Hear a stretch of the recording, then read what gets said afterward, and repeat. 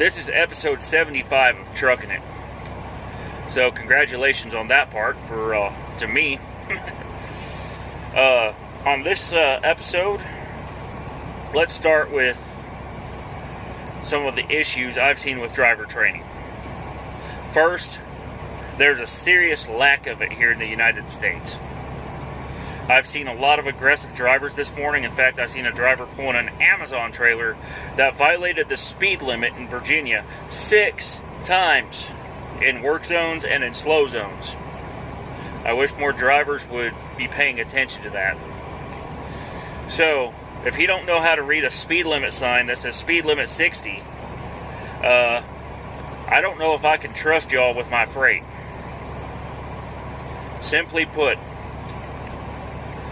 I also observed it last night in the 55 mile per hour work zones as well. So let's start there. We need to re-educate drivers on what speed limits are and why they are there. So I'll do my part here and just say this.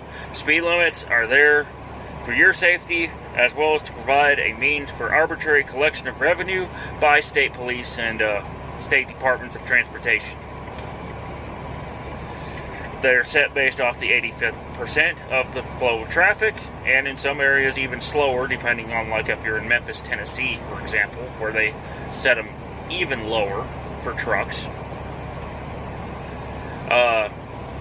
For you international followers, this may or may not apply to you, so you don't necessarily need to listen to the speed limit part. But the driver training issues are common across the U.S., as well as in some other countries. So let's start there. I've noticed these 3-week and these 24-hour schools offering drivers to get your CDL as fast as possible. Truth of the matter is, you can't. And here's why.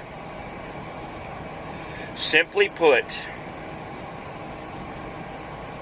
there's no replacement for experience.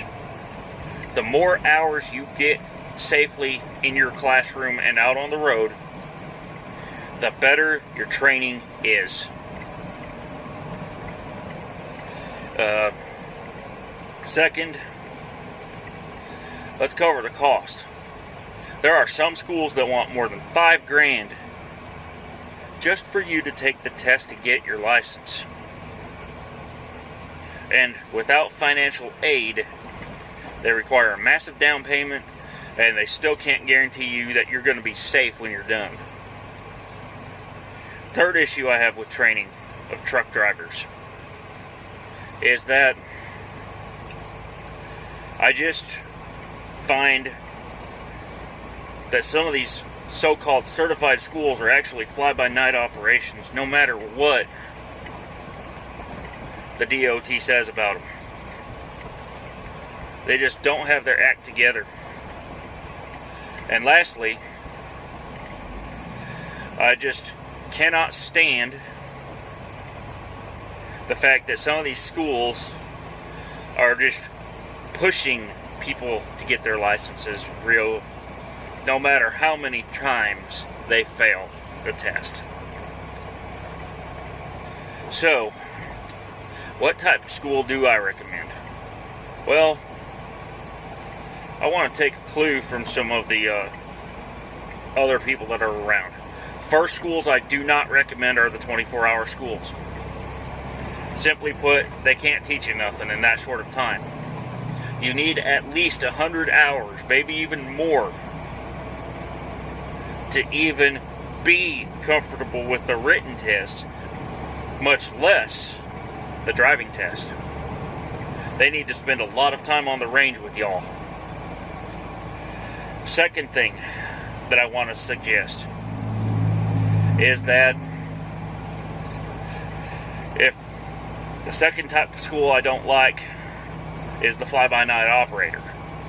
They claim they meet all the requirements, and then when they get checked by the DOT, they fail. That leads me to accredited schools like community colleges. These are the types of schools I prefer because they provide the best financial assistance.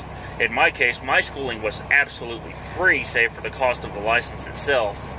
thanks to some grants and some stuff that I qualified for back 10 years ago.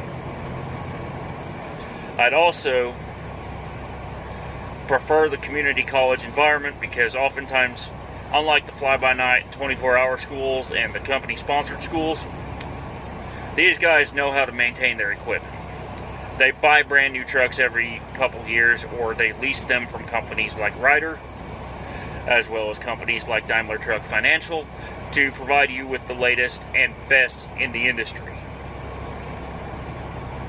So, instead of guessing with 3-year and 4-year-old trucks from a motor carrier, or 20-year-old trucks from a vocational truck driving school, these community colleges have much better equipment. They have a source of income other than trucking, and they're far better for you because they can train you properly in about 4 to 6 weeks to begin the process of searching for your career. Now, of course, in 4 weeks you still don't know enough past getting your license, but that will come with experience afterwards. So, if you want to be like me and you're serious about driving a truck of any kind, take your time and go get trained at a community college where you have an accredited instructor that knows what he or she is doing, and where you have great modern equipment. And by the way, excuse the cough. It's just my allergies. Until next time, let's make your next trip your best trip. And I'm sorry for bouncing around here because I'm on a fairly rough stretch of Interstate 81 in Virginia. And I will see y'all on the next episode. Bye for now.